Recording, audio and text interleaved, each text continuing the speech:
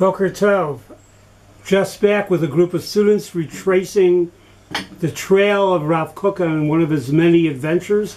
Rav Kook, this world soul, recognized by all as not only a magnificent, unusual individual, but as a world-class thinker that rethought the Jewish position in the mid-20th century, bringing us to a place in which we can confront his teachings and use those teachings for the reinvigoration of the Jewish people. I'm back from this trip. It's raining outside. You see my clothes. It's raining. The drought has been enormous here in Israel, but you feel and you can smell the earth returning to its glory. And that's where I'm going to start with you.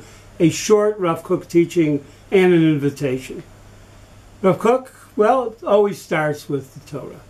And the Torah at the very, very beginning, the first chapter, has for us two verses that seem to be exactly the same.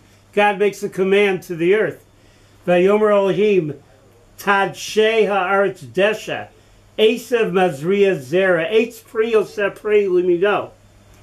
Asher zarova al ha'aretz vayihi chen, V'atotzei ha'aretz desha, Esav mazriya zera limideu, Ve'etz yoseh pri asher zarova limideu, Vayar Elohim ki tov. I'll give you the standard translation. God said, let the earth bring forth grass, herb yielding seed, fruit tree yielding fruit after its kind, whose seed is in itself upon the earth, and it was so. And the earth brought forth grass, herb yielding seed after its kind, and tree yielding fruit, whose seed was in itself after its kind, and God saw that it was good. That's the third day of creation. Midrash looks very careful.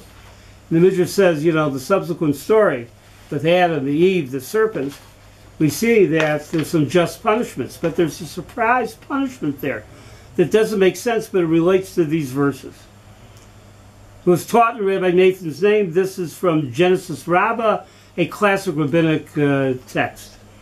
3 entered for judgment, Rabbi Nathan says, yet 4 came out guilty. 4 got punished.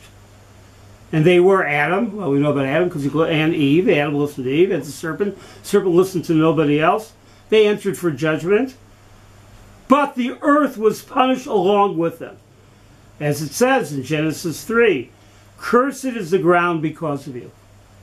And of course, the Jewish question is, what did the earth do? Earth didn't do anything. Earth is just landscape. Well, works a little differently in rabbinic thought. And we'll see with Rav Kook. Why was the earth punished?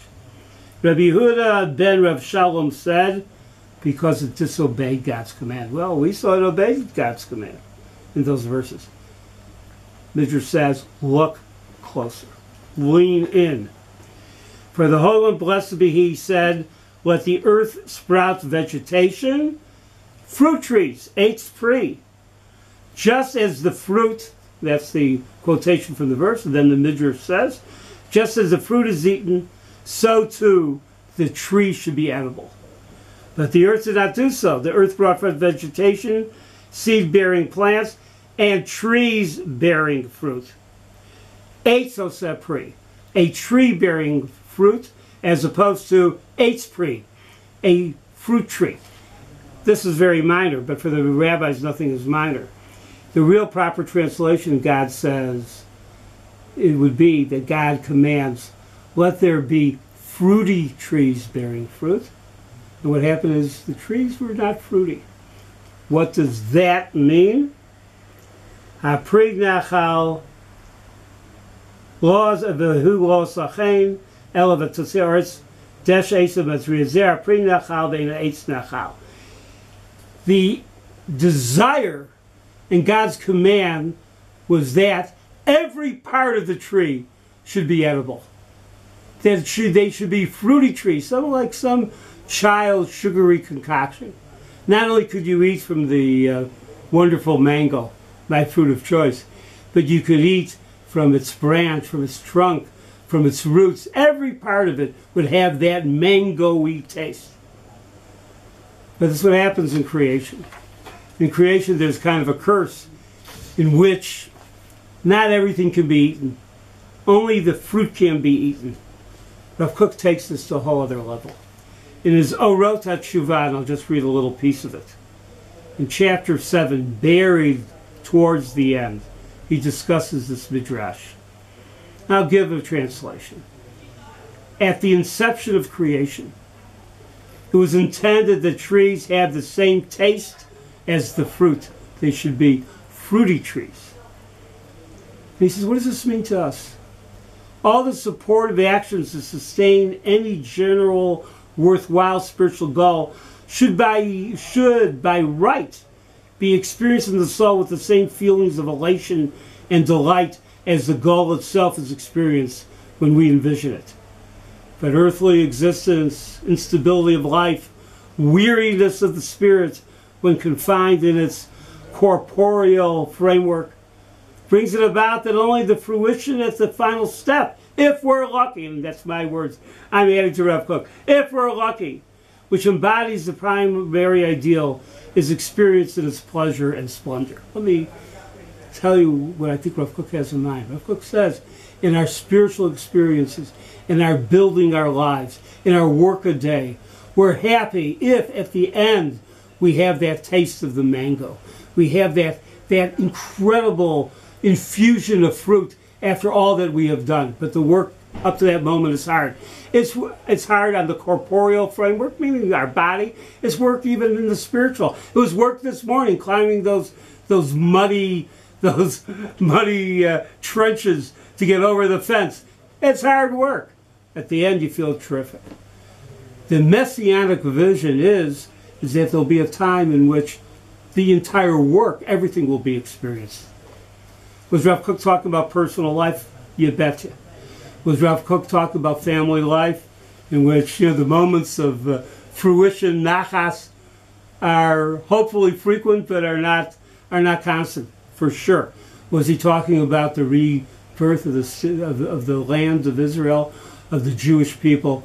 He's really talking about that. He's talking about that the whole Zionist endeavor, the whole notion of bringing Jews back together is not simple. If we have a moment of a mango delight, we're happy. And that's at the end, and we don't expect more.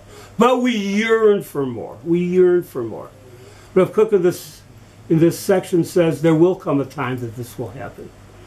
And I think, by the way, Rav Kook, a very sophisticated thinker, was really also thinking about Marxist thoughts. He is a wide-ranging thinker in which we often have an alienation. The worker has an alienation from that which he is producing. And he worries about that in a spiritual sense. And there's no doubt that often here in the land of Israel, including right now, there's often fatigue, there's often fragmentation, and there's often alienation. This is the Rav Kook moment in the land of Israel. Rav Kook, who taught about all these things and much more. Rav Kook talked about how to bring it all together without sacrificing the elements of nationalism, without sacrificing the elements of spirituality, without sacrificing the notion of spirituality. In fact, to increase them within each other. This is the Rav Kook moment. With all the accomplishments that we have here, and with all the fatigue that often has come along with it, and often with the fear. This is the Rav Kook moment. I've been involved with these educational seminars that we do, executive seminars, from the very beginning. I've been excited by everyone. This is the year you have to attend. I'm sorry for coming across you. I want to reach over you. I want to give you a hug. I want you to say, you must come. If you're a Jew who lives in the diaspora, you want to understand what the land of Israel means to you and what it must mean to all of us in the future, because it belongs to you as well as belonging to me and to my children. This is a time, this is the place to come. Rabbi Meir Schweiger has put together a fantastic group of scholars, great teachers who can explain Rav Kook like nobody else. Rabbi Grossman is ready to greet you and to make sure that your time is challenging and wonderful. Come. One thing I can promise you, and I can promise it right now, you'll taste the mango every single day. Shalom.